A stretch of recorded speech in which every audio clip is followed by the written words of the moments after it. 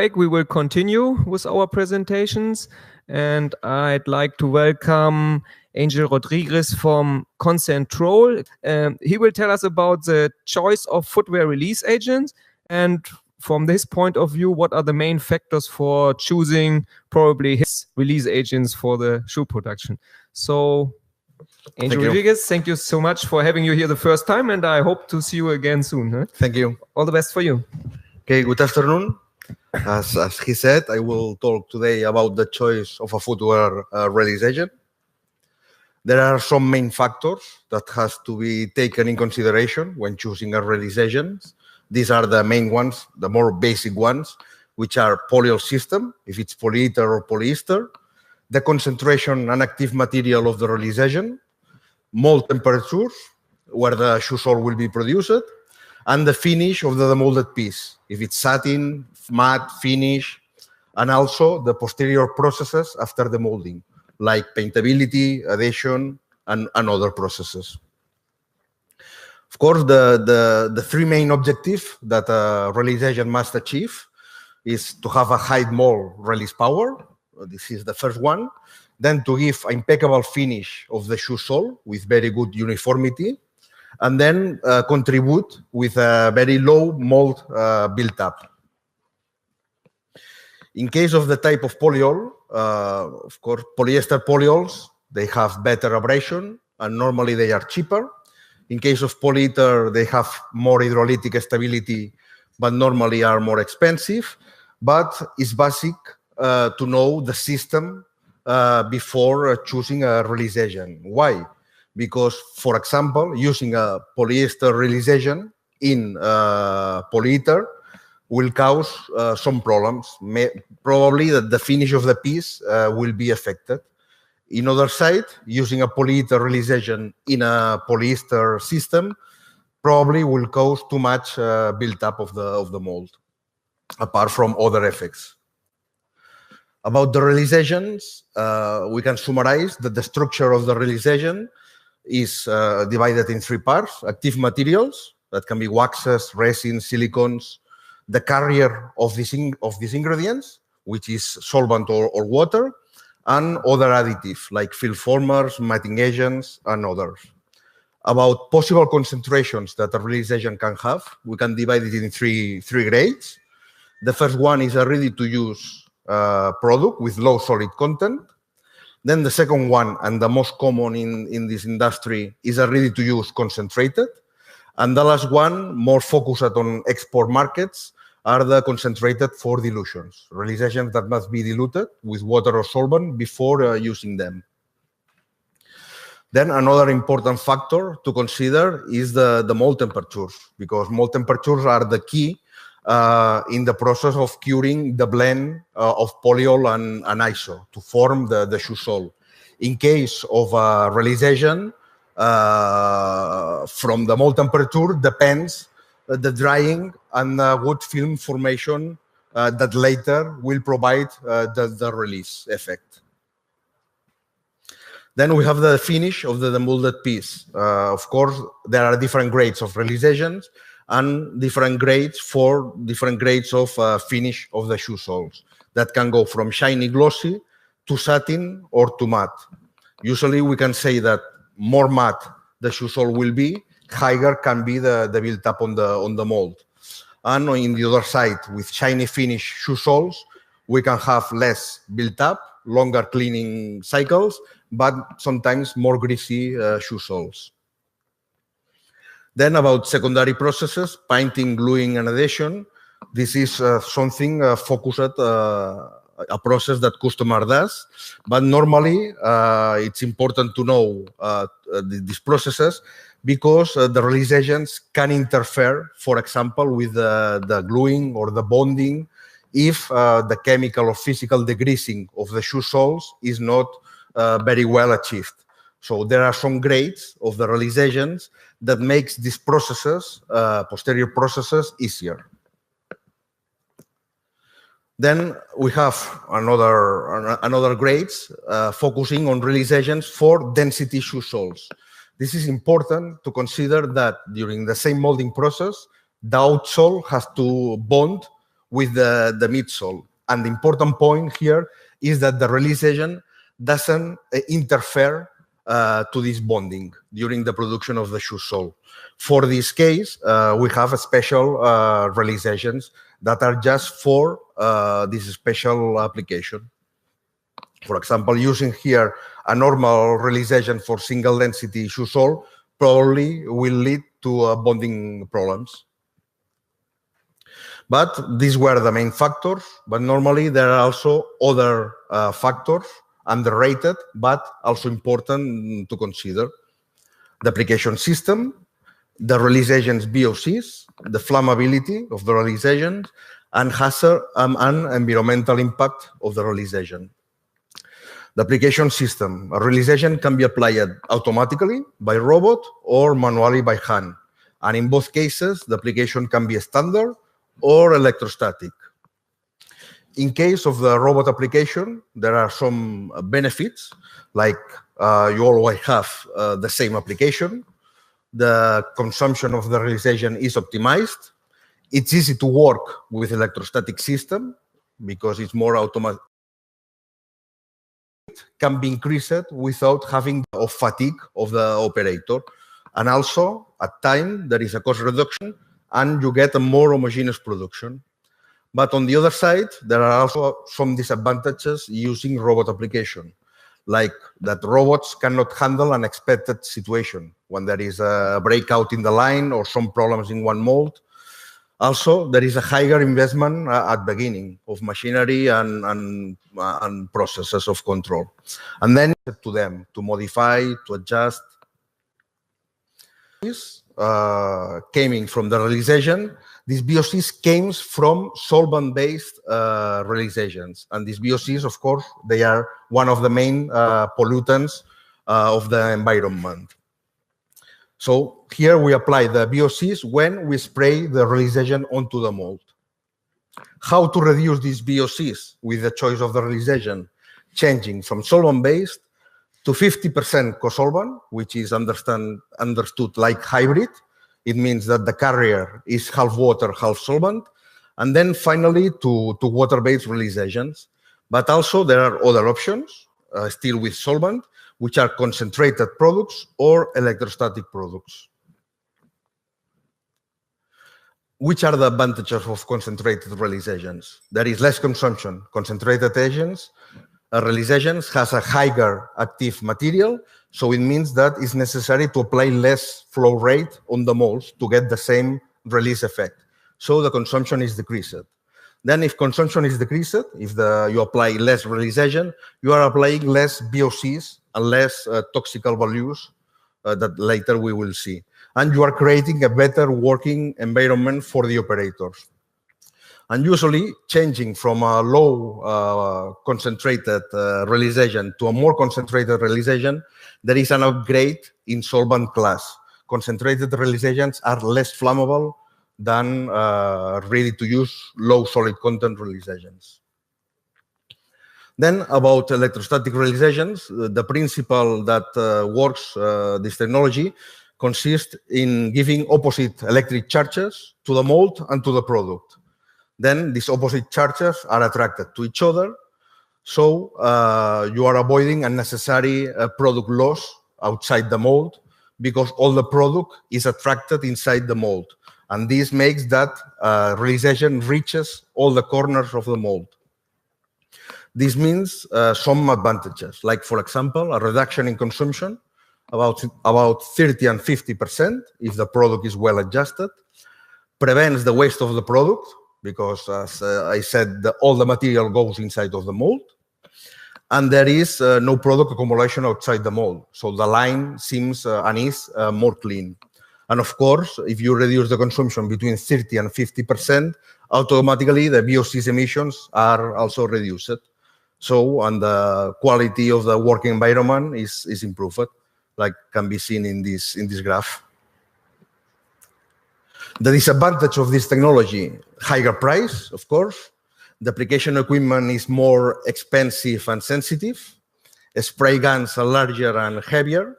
So for this case, always application by robot, electrostatic robot, is more easier to work with than for a manual operator application.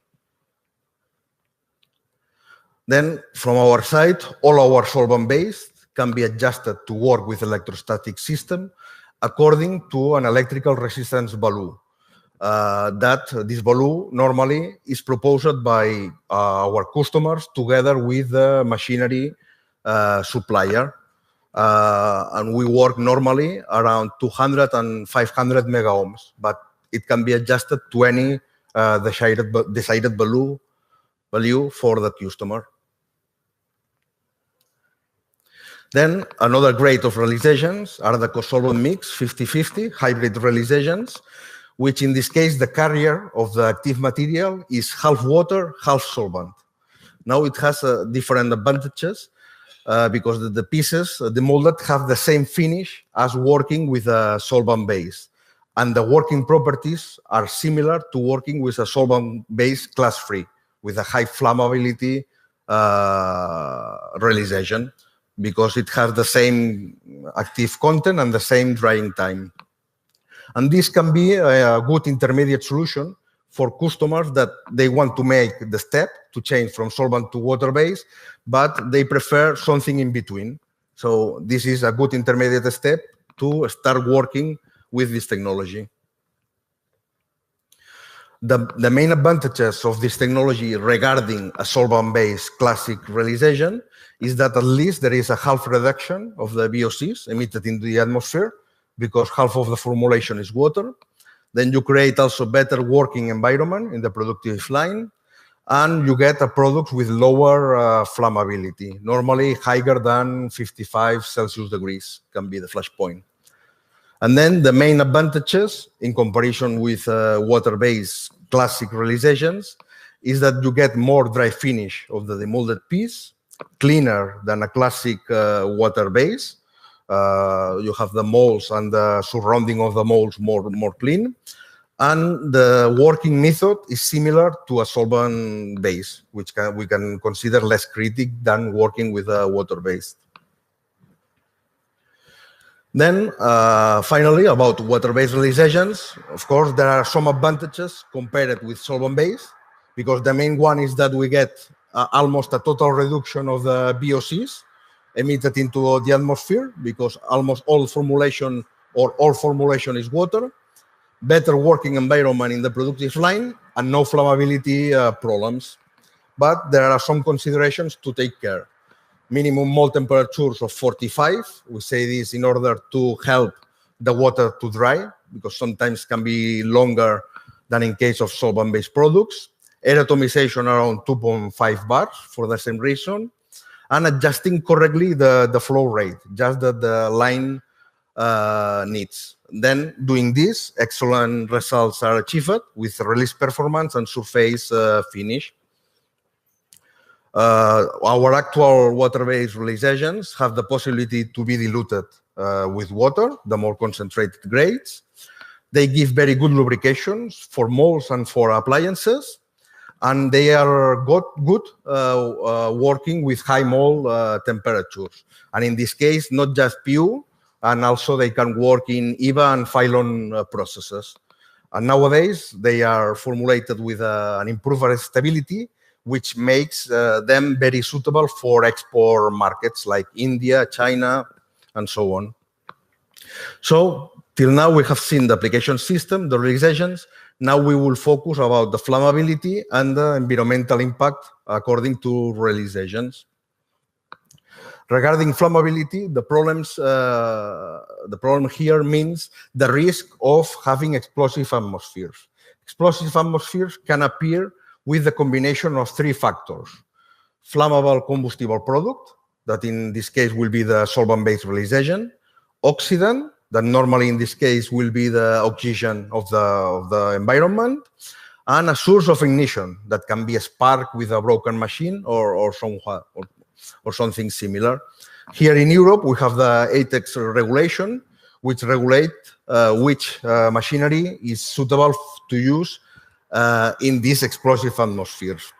And also this directive says that using a solvent-based product with a higher flash point than the place where this product is used, then you don't have the explosive atmosphere risk. But in case of the release agents, this is not correct, because normally release agent is applied with a spray gun, so you are creating a mist of a solvent around the machinery and installation. So working with solvent-based release agent, always you will have ATEX zone. So according to Storage and Handley, to improve safety in storage and to reduce insurance cost of handling and storing, the best solution is to upgrade the solvent to a higher point solvent-based release agent. How? Changing from class 1, which means that the flash point is under 21 Celsius degrees, to class 2, normally formulated with aliphatic naphthas, to class 3, which is almost considered non-flammable or with very low flammability, which are formulated with isoparaffinic solvents, and the flash point is higher than 55 Celsius degrees. Then about toxicity, the toxicity problems from the release agent came mainly from two sources, the solvent and tin compounds, and can be also other additive in special formulations. And their control can be made according to some indicators that appears in the material safety data sheets, the TLB and the DINEL. The TLB is the level of the concentration which is believed that a worker can be exposed day by day during their working time to a chemical without adverse effects. And the DINEL is the level of exposure that a worker should never be exposed. In case of the release agents, we can improve these parameters, for example, with this example here, using a release agent formulated with solvent base, formulated with hydrocarbon C9C10. If we look the MSDS, we have these values of the DINEL, thermic and inhalation. But if we take the same formulation and we change the solvent to an isoparaffinic solvent C11, C12, automatically these levels disappear. So you have an improvement in your toxicology values. Then about organotin compounds, these are the other materials that can have some toxicity problems. These compounds have been highly restricted in the past years. So the way of substituting them has been working on changing from DBTL to DOTL to other organometallic compounds. But also there is another solution using other compounds plus the state-of-the-art of the release agent formulator in order to achieve same performance without using these organometallic compounds. So the key points, to summarize, the key points to take into account from the producer side, we must focus in the composition of the release agent, the solvent and hazardous compounds, packaging and transportation, and the customer has to check their working parameters like mold temperatures, type of polyol, the finish that he wants to produce the shoe soles, posterior processes that he does, and other factors like VOCs, TLB and DINEL, flammability, if they need ATEX facilities or not, and working environment. How to overcome these critical points choosing a release agent? So the first step are reduction of the VOCs, indirect emissions, eliminate the toxical values related to solvent of the solvent-based release agents, reducing the flammability, and avoiding the usage of hazards like tin compounds. Our proposals are to work with concentrated products, work with electrostatic release agents, and then the following steps is using water-based release agents, or at least hybrid release agents, and of course, tin-free release agents in any case. So from here till here was the presentation. Let me talk a little bit about Concentrol. We are a chemical company that we have three main divisions, release agents and other special chemicals. We are around 110 employees, and we are located in Spain, 80 kilometers far from Barcelona. Nowadays, we export to all over the world. We are selling release agents to more than 60 countries. And our mission and vision is to develop. We want to provide global chemical solutions in a fast and flexible way. And in our case, become a leader in our product strategic families. So thank you for your attention.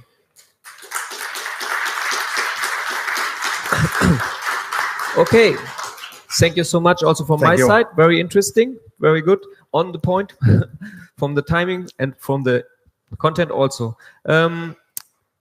Okay, talking about release agents, I, as a normal consumer, I think, okay, I understand we want to get rid of the dangerous stuff in the release agents, also in cement and other things. So we want to save the environment, and I guess that the solvents are not so good for the environment. Therefore, the trend is maybe to the water-based release agents. So can you tell us about the share right now? What is still, or how is the market in solvent-based, and how is the market in water-based release agent? What is your... Well, in figures, I don't know now the exactly figures, but I think that there are still a big part of the producers working with solvent-based.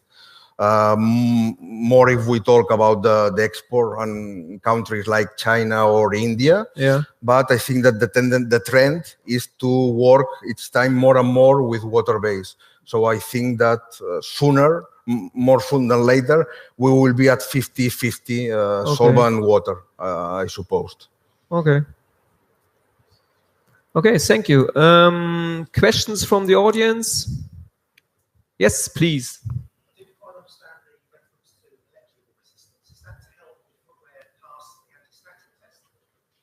No, this is just to make the electrostatic system works applying the release agent. Then when the shoe sole is made, it doesn't count. This it just has no effort then in the final product. Okay. Okay, more questions, please.